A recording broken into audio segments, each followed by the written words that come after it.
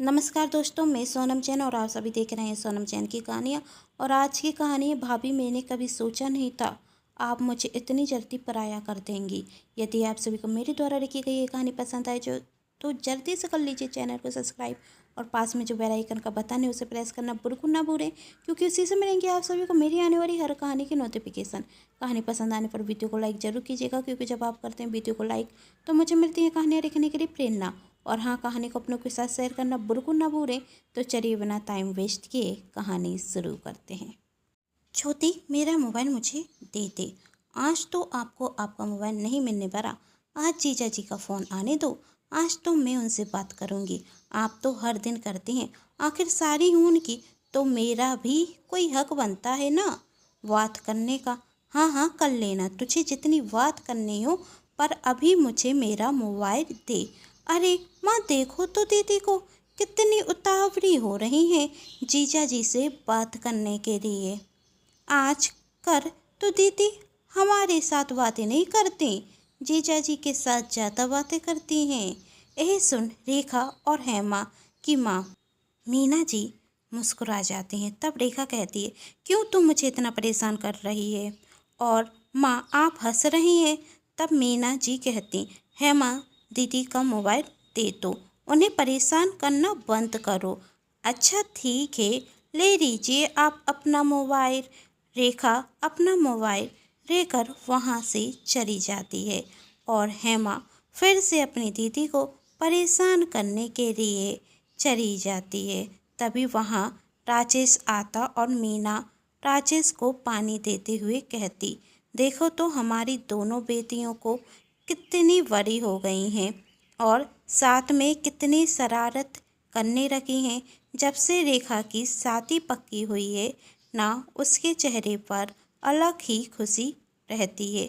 और छोटी छोटी बेटी ने तो इंटर में अच्छे नंबर लाकर हम सबका नाम ऊंचा कर दिया। राजेश हाँ में सिर हिलाता। तब मीना राजेश से कहती, क्या हुआ जी, आप कुछ परेशान दिख रहे हैं, कोई बात है क्या? तब राजेश कहता, कोई बात नहीं है, बताइए ना क्या हुआ? मीना ने फिर से पूछा, ऑफिस में किसी से लड़ाई झगड़ा हो गया क्या, या बॉस गुस्सा हो गए आप पर? नहीं, ऐसा कुछ नहीं है, राजेश ने कहा, पर मुझे तो लग रहा है कोई बात आपको अंदर ही अंदर परेशान करती जा रही है, मीना फिर से कहती। तब राजेश कहता, तुमसे तो घर के हालात छुपे नहीं है मीना, और तुम तो जानती हो कितनी महंगाई हो रही है। मार्केट कुछ भी लेने जाओ तो हर वस्तु महंगी हो चुकी है, रेट बढ़कर ही मिलती है। जब तक हमारी दोनों बेटियां छोटी थीं तो खर्च भी अच्छे से चल रहे थे, अब तो हमारी दोनों बेटियां बड़ी हो गई हैं। बड़ी बेटी रेखा की बहुत जल्द शादी होने वाली है और छोटी बेटी को हमें बाहर पढ़ने के लिए भेजना है। अब इस सब में पैसे भी तो खर्च होंगे। और क्या जी, मीना ने कहा। तब राजेश कहता, अब हमारी बेटी बड़ी हो गई हैं तो हमारे खर्च भी तो बढ़ गए हैं ना। बड़ी बेटी की शादी पास में आ रही है और छोटी बेटी को आगे की पढ़ाई, इस सब में पैसे भी तो खर्च होंगे। और मुझे समझ में नहीं आ रहा है कि इतने पैसे मैं कहाँ से लाऊं। तुम्हें तो पता है कि मेरी सैलरी सीमित है। बेटियां छोटी थीं तो इतनी परेशानी नहीं होती थी, अब बेटी की शादी और बेटी की पढ़ाई के लिए पैसे कहाँ से आएंगे? बस यही सोचकर परेशान रहता हूँ। तब मीना कहती, आप परेशान मत होइए, कुछ ना कुछ हो जाएगा। चलिए मैं खाना रखाती हूँ, आप चलकर खाना खा लीजिए। रेखा के चेहरे की मुस्कान देखते हुए राजेश फिर अपनी पत्नी से कहता है, हर बाप की तरह मेरे भी कुछ अरमान है अपनी बेटी की शादी के लिए, पर छोटी बेटी की पढ़ाई भी तो करानी है। समझ में नहीं आता मैं क्या करूँ। तभी हेमा आकर अपने पापा से कहती, पापा आपको पता है ना, 2 दिन बाद मेरी कॉलेज की फीस जमा करनी है। एडमिशन की रास्ते थे वही। हाँ बेटा, मुझे पता है, तुम इस सब की चिंता मत करो, राजेश ने कहा। 2 दिन के अंदर तुम्हारी कॉलेज की फीस जमा हो जाएगी। तभी हेमा आकर कहती, मम्मी ये लहंगा देखिए ना, कितना सुंदर है।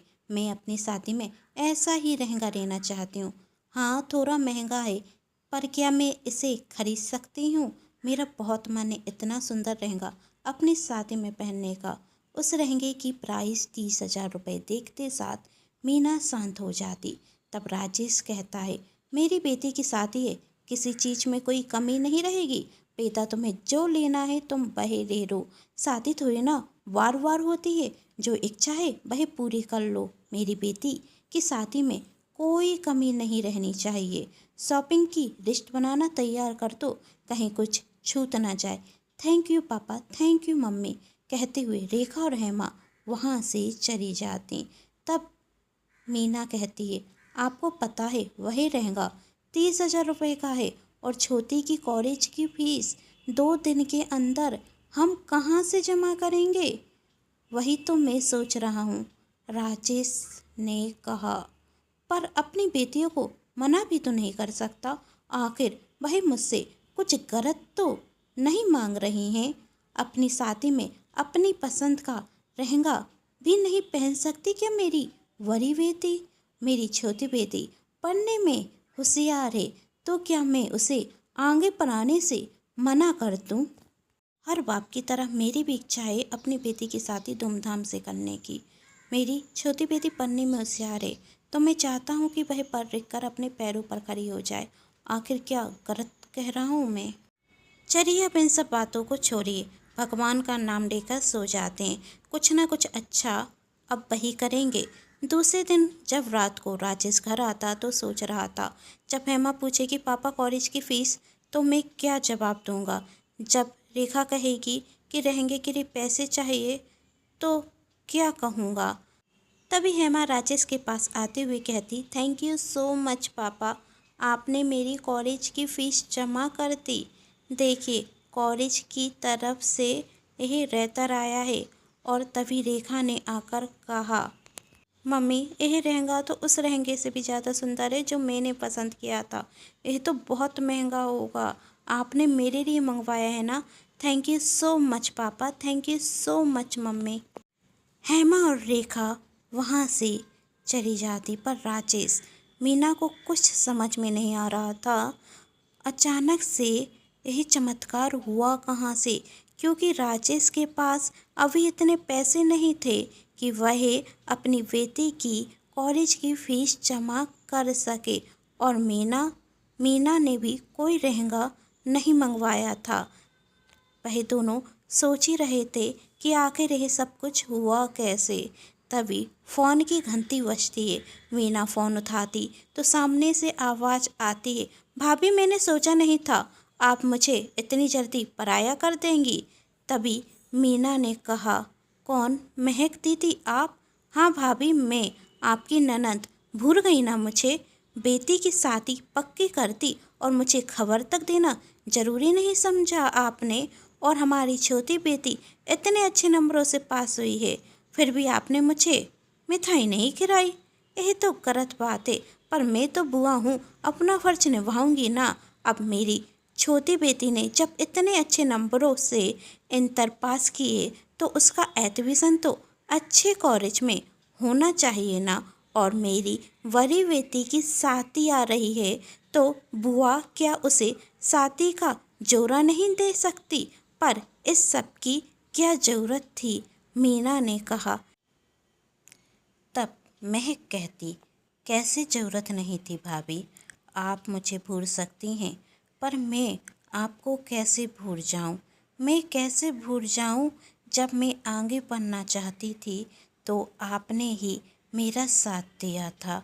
मुझे याद है आज भी वह दिन जब आपने मुझे समझा, और आपके कहने पर पापा ने मुझे आगे पढ़ने के लिए भेजा।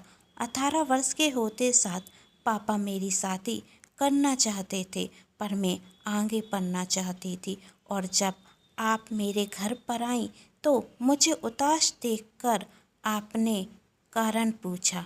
मैंने आपको बता दिया कि मैं आगे पढ़ना चाहती हूँ, पर पापा मेरी शादी करना चाहते हैं और मैं अभी शादी करना नहीं चाहती।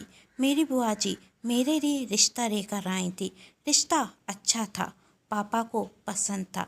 पापा रिश्ता पक्का करने वाले थे। उस दिन लड़के वाले देखने के लिए आ रहे थे और मैं तैयार थी। जब मैंने आपसे कहा तो आपने मेरी माँ से बात की और मेरे पापा को समझाया। चाचा जी, महक आगे पढ़ना चाहती है, आप उसे पढ़ने के लिए भेज दीजिए।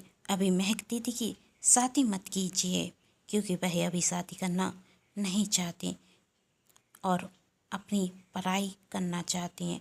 तब मेरी बुआ नाराज होते हुए आपसे बोली, पड़ोसी हो, पड़ोसी की तरह रहो, दूसरे के घर के मामलों में दखलंदाजी करने का तुम्हें कोई हक नहीं। तब आपने बुआ जी से कहा, बुआ जी आपने सच कहा, दूसरों के घर के मामलों में दखलंदाजी करने का किसी को कोई हक नहीं होता।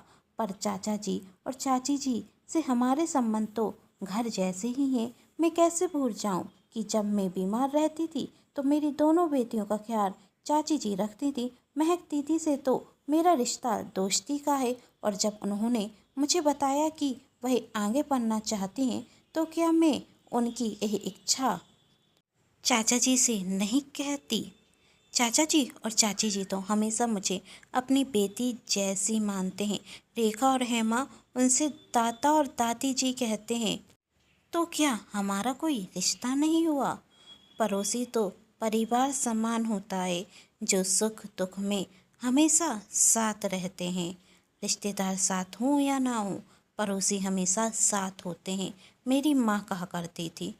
तब पापा ने आपसे कहा था, कैसे भेज दूँ बेटी, इतना अच्छा रिश्ता हर बार थोड़ी ना मिलता है। पैसे की कोई कमी नहीं है, हमारी बेटी उस घर में राज करेगी। तब आपने ही पापा से कहा था, चाचा जी महक दीदी पढ़ लिख कर अपने पैरों पर खड़ी हो गई तो पैसों की कमी तो तब भी नहीं होगी। और जब हमारी महक दीदी पढ़ने में इतनी होशियार हैं तो उससे आगे पढ़ने से रोकना गलत नहीं होगा। खुश तो वह तब भी रहेंगी जब वह अपने सपने को पूरा करेंगी। जरा सोचिए, क्या वह इस सब के साथ खुश रह पाएंगी? क्या वह अपना सपना अधूरा छोड़कर खुश रह पाएंगी? नहीं, वह पढ़ना चाहती हैं। उन्होंने खुद मुझसे कहा है कि वह अभी शादी करना नहीं चाहती और अभी महक की उम्र सिर्फ 18 वर्ष ही तो है। अच्छे रिश्ते और मिल जाएंगे चाचा जी, पर महक दीदी का सपना पूरा करने की अभी यही उम्र है। महक दीदी पढ़ लिख कर नौकरी करने रखेंगी, उसके बाद आप उनके लिए अच्छा रिश्ता जरूर ढूंढना। और आपसे अच्छा जीवन साथी आपकी बेटी के लिए कौन ढूंढ सकता है। आप अपनी बेटी की शादी बहुत धूमधाम से करना, पर अभी उनके सपनों को पूरा हो जाने दीजिए। आपकी बेटी पढ़ना चाहती है तो उसे आगे ज़रूर पढ़ाइएगा। आप उसके पिता हैं तो आप उसकी बात बहुत अच्छे से समझेंगे, आगे आपका फैसला होगा।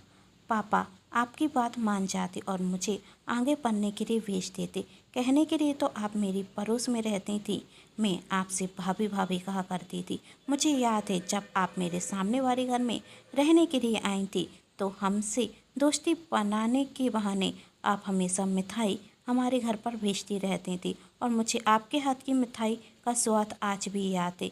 रेखा और हेमा को अपनी गोद में खिलाया है मैंने, बुआ हूँ उनकी, तो बुआ होने के नाते अपनी भतीजियों के लिए इतना तो मैं कर ही सकती हूँ। और भूल गई क्या, मेरी शादी में आपने और भैया ने भी बहुत काम किया था। आपके भैया के होते हुए मुझे कभी भी भैया और भाभी की कमी महसूस नहीं हुई।